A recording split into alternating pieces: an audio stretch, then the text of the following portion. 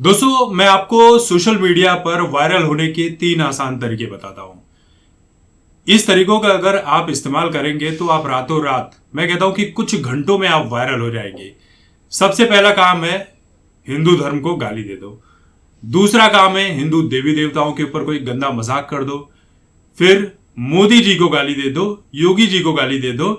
आप रातों रात वायरल हो जाओगे और इसमें आपको कोई नुकसान नहीं है, क्योंकि हमारा धर्म ही ऐसा है कि आप हमारे धर्म के ऊपर कितनी भी गंदी बातें बोल लो या कुछ भी बोल लो, हम आपका नुकसान नहीं करेंगे। ज्यादा से ज्यादा सोशल मीडिया पर बस आवाज उठा सकते हैं, आपके बारे में थोड़ी भड़ास निकाल सकते हैं।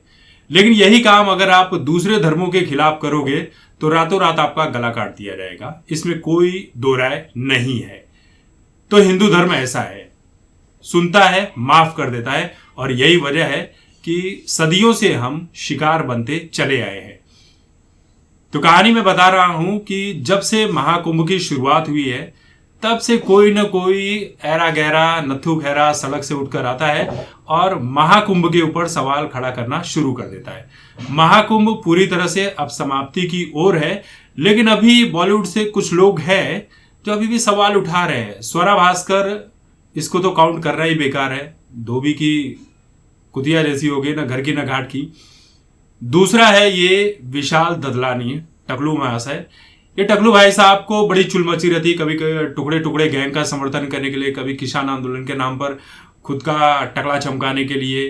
तो इनको यही सब चुल मचे रहती है। अब ये योगी जी को चैलेंज कर रहे हैं कि योगी जी कह रहे हैं कि संगम का पानी जो है बड़ा शुद्ध है, साफ है, निर्मल है।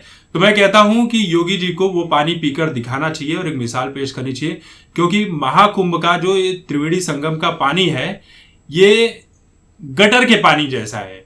इसमें इतनी गंदगी और बदबू है, मैल है, और पता नहीं कौन कौन सी फेक रिपोर्ट लेकर आ गए हैं, उसके दम पर ये लोग बड़ी बड़ी बातें कर रहे हैं।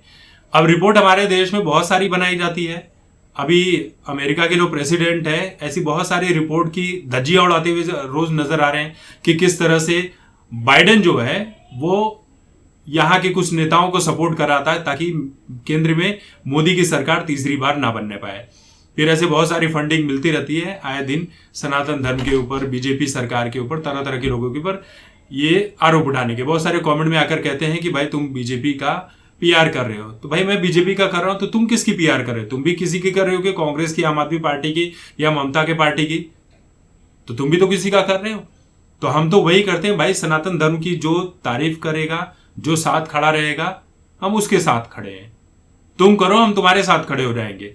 लेकिन तुम्हें तो बस गालियां देकर वायरल होने का मौका चाहिए, क्योंकि तुम्हारा काम ही हो गया है गालियां खाना।